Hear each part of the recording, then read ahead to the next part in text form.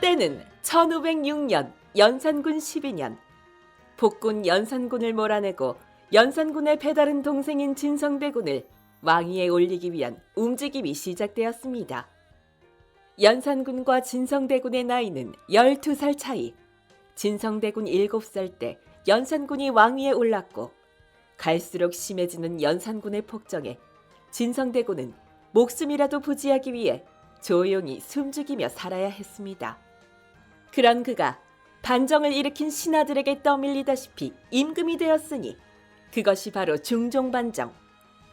그때 진성대군 나이 고작 19이었습니다. 전하, 복군을 몰아내고 임금님이 되신 것을 감축드리옵니다. 축하는 뭐, 난 사실 임금이 될 사람이 아닌데 형님에게는 아들도 있고 형님이 물러나면 원래 조카가 임금이 되어야 하는데 갑툭튀 임금이 되고 보니 뭐가 뭔지 하나도 모르겠고 내가 뭘 해야 할지도 모르겠고 내가 원래 이렇게 소심한 사람이었나 싶기도 하고. 전하, 너무 생각이 많으시옵니다. 전하는 그저 우리가 하자는 대로만 하시면 될 것이옵니다. 하자는 대로요? 그러면 나는 그냥 시키는 대로 하는 바지 임금이네요? 바지 임금이시라니요? 전하, 생각이 너무 많으시옵니다. 그냥 편하게, 단순하게 생각하시지요. 일단 긴급하게 처리해야 할 일부터 말씀드리겠습니다.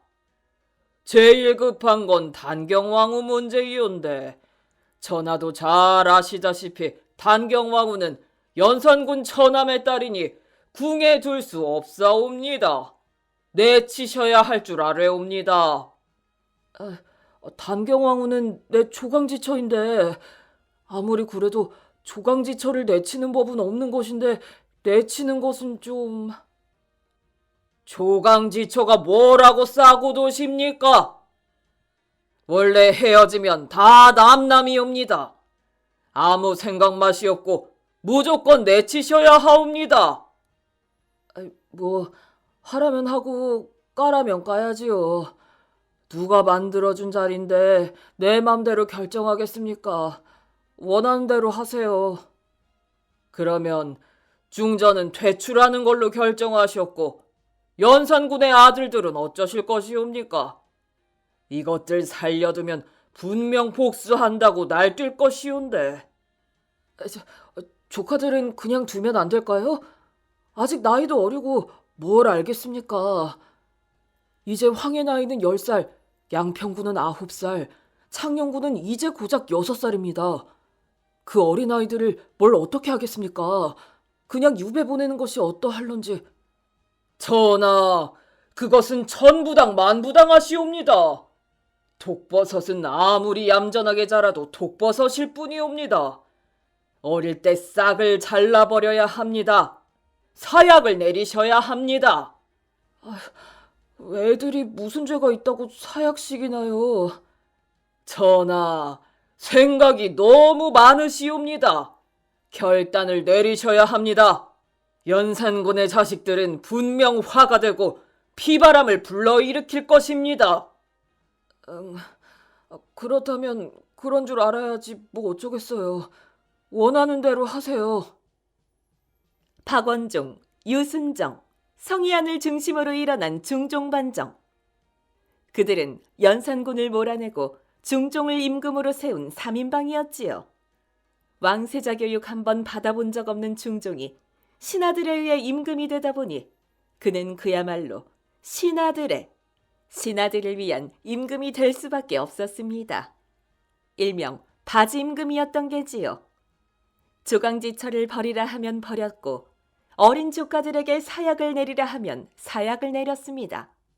그렇게 연산군의 아들이자 중종의 어린 조카들은 중종이 임금의 자리에 오른 그해 1506년 사약을 받아야 했습니다. 그런데 그로부터 7년 후 기묘한 일이 일어났습니다. 9살 양평군이 죽은 지 7년 만에 자신이 양평군이라고 주장하는 자가 나타났습니다. 이에 중종은 당장 그자를 데려오라 하였지요. 그래, 네가 양평군이라고.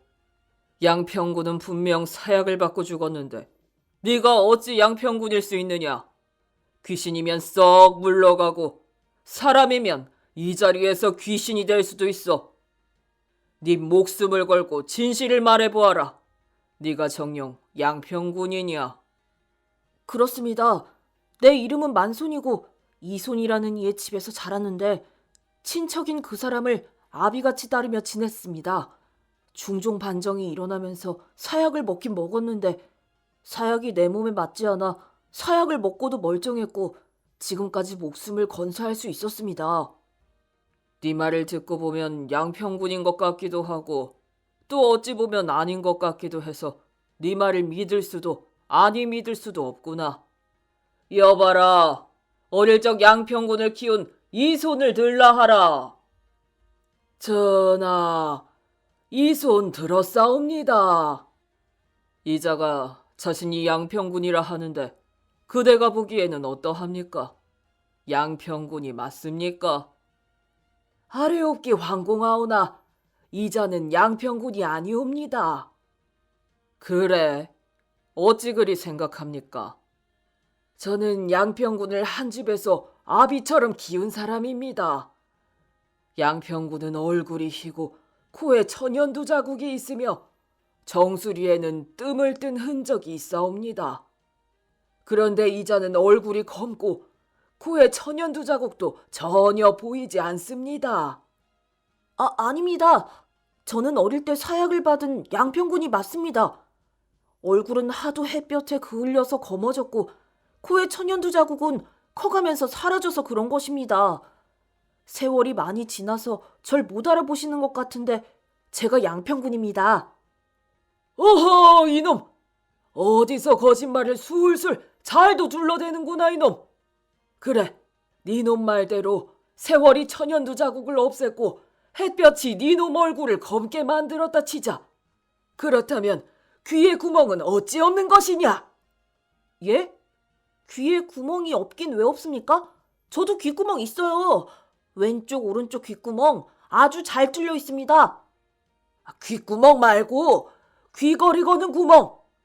너는 귀를 한 번도 뚫은 적이 없잖아.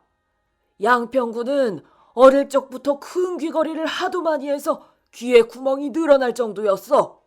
그런데 네놈은 귀를 뚫은 흔적조차 없구나. 100년이 지나고 1000년이 지난다고 내가 양평군을 못 알아볼 것 같으냐? 어디서 천하디 천한 것이 양평군인 척 행세를 하고 양평군을 욕보인단 말이더냐? 차라리 귀신을 속이거라, 이놈아. 너는 한눈에 봐도 양평군이 절대 될 수 없는 놈이다. 아, 귀걸이 그것만 있었으면 완벽했는데. 나 이제 죽었구나. 으씨. 조선시대 양반과 왕실의 남자들이 귀걸이를 하는 것은 보편적인 문화였고 귀걸이에 대한 이야기는 조선왕조실록에도 기록되어 있습니다. 1419년 세종 1년 금과 은은 귀한 것이니 사대부의 귀걸이를 제외하고는 금, 은 사용을 금한다고 명하였을 정도였지요.